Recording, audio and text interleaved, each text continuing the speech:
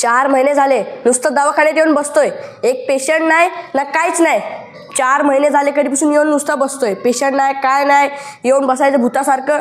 सकाळी एक मोडेवाला आला तर काय म्हणे, रिकाम्या बाटल्या आहेत का? आता रिकाम्या बाटल्या काय करायच्या आहेत? विकायला. काय रिकाम्या बाटल्या? इथं पैसे नाही काय नाही आणि रिकाम्या बाटल्या मागायला आला. एक पेशंट नाही दवाखान्यामध्ये. आज कामवाला पण आला नाही.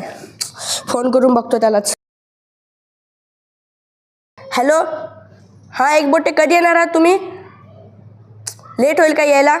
हां ठीक आहे, पण लवकर या जरा. हां ठीक आहे. अरे यार, कोणतरी आलं वाटतं. लंगडाच दिसतोय. पेशंटच असेल. या या या, बसा बसा. हां बसा. हो मला माहिती आहे तुमचा पाय दुखतोय. बसा बसा. बघू डोळे बघू. हां जीभ बघू. हां दात बघू. बरेच वयाच्या मनानं बघू नाडी बिडी. हां ठीक आहे, सगळं बरोबर आहे. मी जेवढ्या औषध गोळ्या देतो तेवढं घ्या, म्हणजे 2 दिवसात तुम्ही बरं होते बघा. काय तुम्ही पेशंट नाही आहे? मग कशाला आलात? निघा बाहेर. भाडं?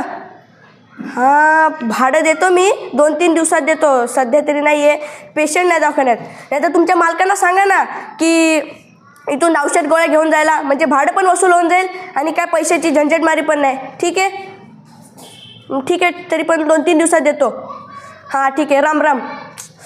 तर भाड्याला पैसे नाही आहेत आणि एक बोटे. अहो काय झालं तुम्हाला?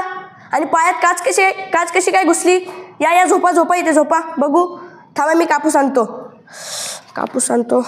बघू. हां कसं काय लागलं? जरा हळू.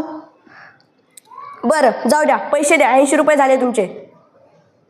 पगारातून कापून घेऊ, म्हणजे तुम्हाला मी कामावरून काढतो आजपासून. बंद. आणि दवाखाना पण बंद. पेशंट नाही काय नाही, दवाखाना बंद एकदम.